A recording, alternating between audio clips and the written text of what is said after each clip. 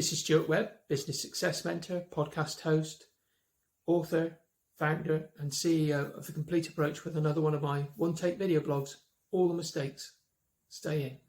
I'm dealing with angry customers in a short series, what you can do, whether it's on the phone or face-to-face, when you're confronted by anger.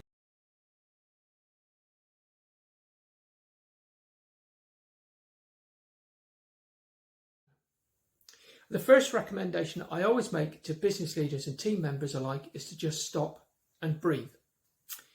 There's a physical response to problems and we all start to breathe more heavily, and so the first step is to control the breathing using the box breathing technique.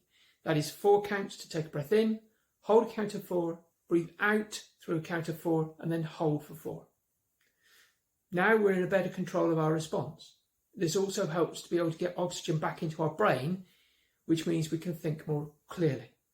Now, to deal with the customer issue. The first step is hearing the customer out. Just letting them talk, just letting them vent their frustration, actively listening while the customer is talking or venting. The second step is to engage emotionally with the customer.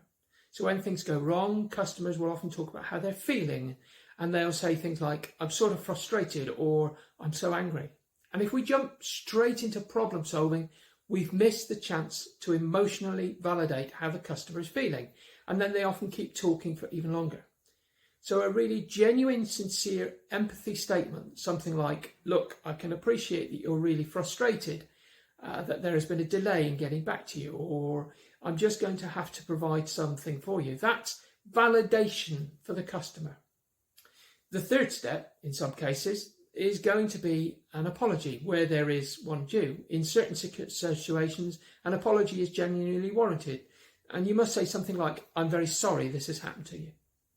Then in the fourth step, we should move to ask questions. And I always recommend using a technique called seeking permission. For instance, I would say to a customer, do you mind if I ask you a few questions about that?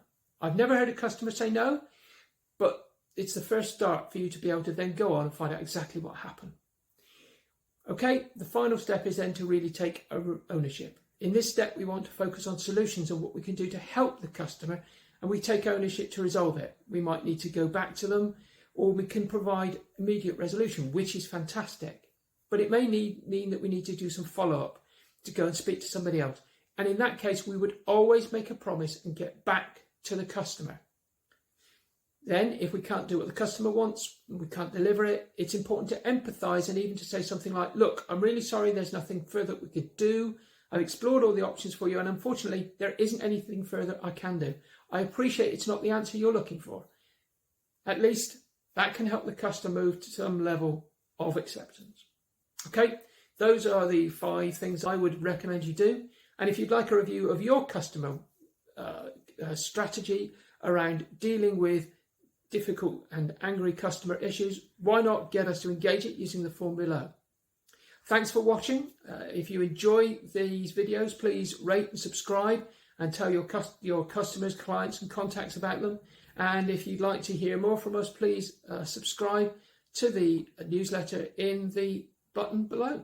Thanks for watching.